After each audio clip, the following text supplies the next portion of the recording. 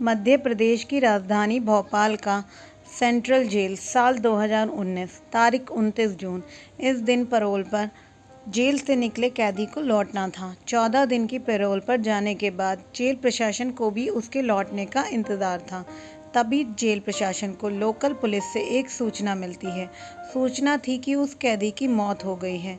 हत्या के इस केस में उम्र कैद की सज़ा मिलने और जेल की ज़िंदगी से परेशान होकर उसने घर में ही आत्मदाह कर लिया। लोकल पुलिस ने बताया कि कैदी ने सुसाइड नोट भी छोड़ा है, हैंडराइटिंग भी उसी की है और मौत की वजह भी बताई है। इसलिए अब उसके शव का पोस्टमार्टम कराकर केस को बंद करने की तैयारी है। ये जानकर जेल प्रशासन भी उस कैदी के केस को बंद कराने के लिए लोकल पुलिस के फाइनल रिपोर्ट का इंतज़ार करती है। जिस कैदी की मौत हुई थी उसका नाम राजेश परमार, उम्र तकरीबन 34 साल। वह मध्य प्रदेश के भोपाल के नीलबढ़ एरिया में हरिनगर में रहता था। इस पर साल 2014 में एक हत्या का आरोप था। उसी केस में इसकी गिरफ्तारी हुई थी। साल 2016 में उसे कोर्ट के आजीवन कारावास की सज़ा सुनाई थी, जिसके बाद वो जेल में ही था। उसी समय राजेश के पिता की मौत हो गई थी। इसी वजह से उसे 14 दिनों की पैरोल मिली थी। इसलिए 15 जून को वो पैरोल पर बाहर आया था। 29 जून को उसकी पैरोल ख़त्म होने वाली थी। इस वजह से उसे हर हाल में 29 जून को जेल में लौटना था। लेकिन 29 जून की सुबह ही उसके घर से आग की लपटें निकलने लगी थी, जिसे देख आसपास के लोगों ने पुलिस को सूचना दी। फायर ब्रिगेड की गाड़ियां और लोकल पुलिस मौके पर पहुंची। आग बुझाने पर देखा गया तो एक युवक बुरी तरह से जल चुका था। चेहरा और शरीर पूरी तरह से जला हुआ था। देखकर ही वो मरा हुआ लग रहा था। फिर भी पुलिस ने आखिरी उम्मीद में उसे तुरंत अस्पताल में भर्ती कराया, जहां डॉक्टरों ने उसे मृत करार दिया। सुसाइड नोट से मौत की वजह का पता चला। अब पुलिस ने घर की तलाशी ली तो एक सुसाइड नोट भी मिला, जिसमें लिखा था कि पिता की मौत होने से वो बहुत दुखी था। अब परिवार में कोई उसे पैरोल नहीं दिलाएगा। इस वजह से अब वो दुनिया से निराश हो चुका है, लिहाजा वो आग लगाकर आत्मदाह कर रहा है। इसके लिए कोई दूसरा जिम्मेदार नहीं है। अब ये सुसाइड नोट के आधार पर पुलिस ने भोपाल सेंट्रल जेल को भी सूचना दी। शव को पोस्टमार्टम के लिए भेज दिया गया। साधारण सुसाइड केस में की तरह पुलिस ने भी इसे एक तरह से बंद कर दिया। उधर पोस्टमार्टम के बाद शव को रिश्तेदारों को सौंप दिया गया। रिश्तेदारों ने भी शव का अंतिम संस्कार कर दिया। लेकिन 24 घंटे बाद इस केस में एक नया मोड़ आया, जब वहां की पुलिस को राजेश परमार की पोस्टमार्टम रिपोर्ट मिली। उस समय के भोपाल पुलिस के एक नए एएसपी अखिल पटेल के पास नीलबढ़ का एरिया था। उन्होंने जब पोस्टमार्टम रिपोर्ट देखी तो वो चौंक गए। रिपोर्ट में लिखा था कि गला दबाने से जान गई है, यानी मौत की वजह आग या धुएं से दम घुटना नहीं, बल्कि गला दबाकर हत्या हुई है। फिर वो इस केस की तफ्तीश में जुड़ गए। तुरंत मौके से ली हुई सभी फोटोग्राफ्स अपने पास मंगवाते हैं। अगर आग से जलकर मरा तो फिर गला किसने और क्यों घोटा? सभी फोटो को बारीकी से देखते हैं और एक फ़ोटो में वो देखते हैं कि मरने वाले शख्स का पैर बिल्कुल एक दूसरे से चिपका हुआ था, जबकि जब भी कोई जलकर मरेगा तो वो तड़पने लगेगा। फिर उसके पैर एक दूसरे से चिपकने के बजाय अलग अलग होने चाहिए, लेकिन इस केस में ऐसा नहीं था। दूसरी तस्वीरों में भी वो देखते हैं। उनसे पता चलता है कि उस शख्स का चेहरा और सीने वाला हिस्सा ही पूरा जला था, जबकि हाथ और पैर ज़्यादा नहीं जले थे और अजीब तरीके से मुड़े हुए भी थे। इससे शक यही होता है कि कहीं हाथ और पैर बांधे तो नहीं थे, जिसकी वजह से ऐसा हुआ। अब इसका पता लगाने के लिए वो पुलिस अधिकारी पूरी टीम के साथ मौके पर जाते हैं, घटना स्थल को बारीकी से देखते हैं और फिर आसपास के लोगों से पूछताछ करते हैं। तो पता चलता है कि एक दिन पहले जब राजेश परमार के साथ एक या दो लोग और भी देखे गए थे। अब पुलिस इस केस की फाइल को बंद करने की जगह फिर से खोलती है, जांच शुरू कर दी है। अब पुलिस को ये शक हुआ कि जिसकी मौत हुई उसका पहले गला घोंटकर हत्या की गई, लेकिन राजेश को जब सुसाइड ही करना था तो उसकी पहले हत्या क्यों की गई? अगर किसी ने गला दबाया है तो वो कौन था? अब पुलिस के सामने ये भी सवाल था कि कहीं ऐसा तो नहीं कि मरने वाला राजेश ही ना हो। अगर ये राजेश नहीं है तो फिर कौन था? इन सब सवालों का पता लगाने के लिए पुलिस ने उसके मोबाइल नंबर का पता लगाया। फिर रिश्तेदारों के जरिए उसका एक नंबर मिला जो जेल से आने के बाद एक्टिव था, लेकिन अब बंद था। आखिरी लोकेशन भी भोपाल की ही थी। पुलिस ने जब उसके फ़ोन की कॉल डिटेल चेक की तो एक नंबर पर कई बार बात होने की जानकारी हुई, लेकिन जब उस नंबर पर संपर्क किया गया तो वो भी बंद था। वो नंबर था निहाल नामक युवक का। अब पुलिस के सामने निहाल को खोजने की चुनौती थी और मन में ये भी सवाल आ रहा था कि कहीं निहाल ही तो नहीं मरा गया।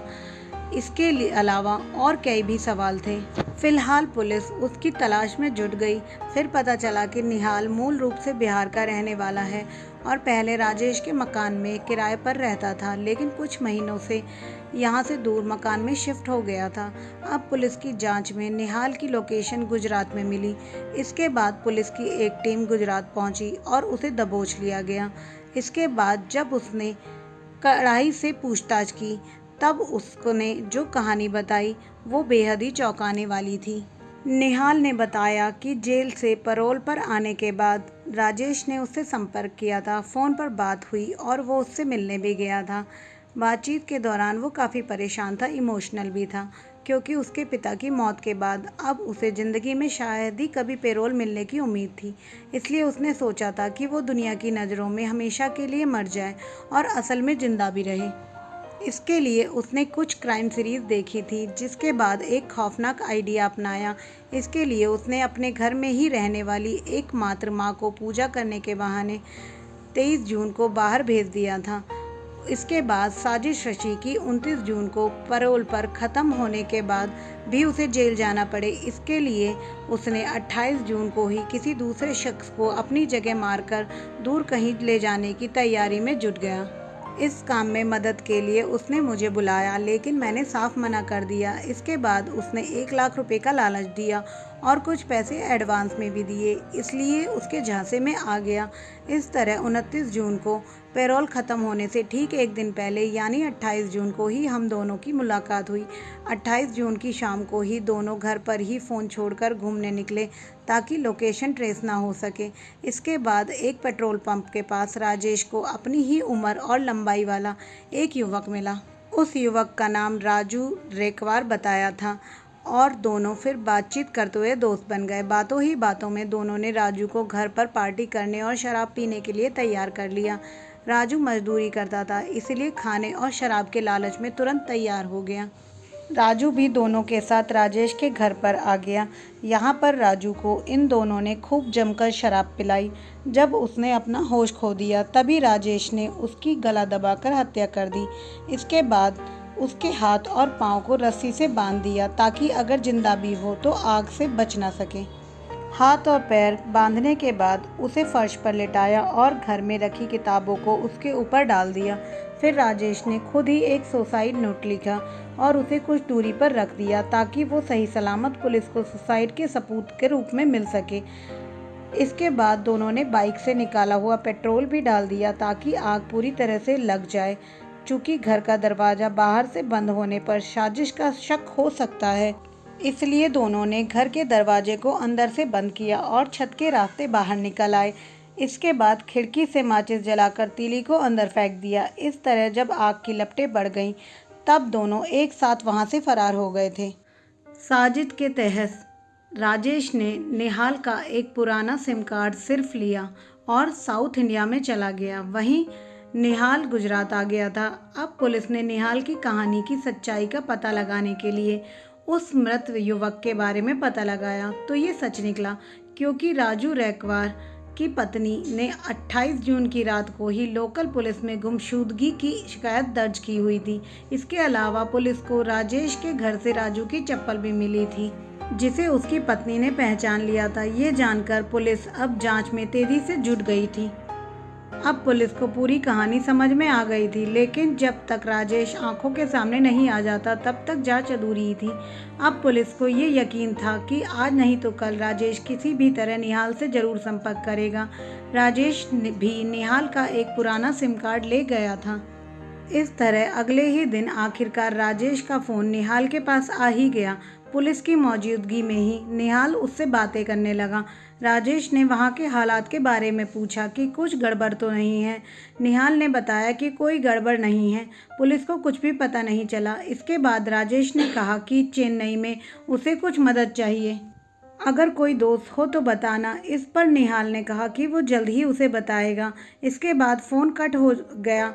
अब पुलिस ने भी राजेश को पकड़ने के लिए पूरी फिल्मी कहानी रची। इसके तहत पुलिस ने कुछ लोगों को चेन्नई भेजा और उन्हें लोकल बनकर राजेश से मिलने के लिए बोला। इस तरह निहाल ने राजेश को चेन्नई में रहने वाले अपने एक दोस्त का जिक्र करते हुए उसका फ़ोन नंबर शेयर किया, जिसके बाद राजेश पुलिस वाले को ही निहाल का दोस्त समझकर उससे बातें की और मिलने गया। जैसे ही राजेश ने लुंगी और माथे पर तिलक लगाए दो युवकों को निहाल का दोस्त समझकर मदद मांगने पहुंचा, तभी उसे पकड़ लिया गया। इस तरह पुलिस ने एक ब्लाइंड मर्डर केस का खुलासा करते हुए 8 जुलाई 2019 को पूरे केस को मीडिया के सामने लाया था। इस केस के बारे में खुद आईपीएस अधिकारी अखिल पटेल कहते हैं कि ये केस कानून की आंखों में धूल झोंकने वाला था, लेकिन जब बारीकी से केस की जांच की गई तो पूरा सच सामने आया। इसके बाद राजेश फिर से सलाखों के पीछे भेज दिया गया। कहानी को पूरा सुनने के लिए आपका धन्यवाद।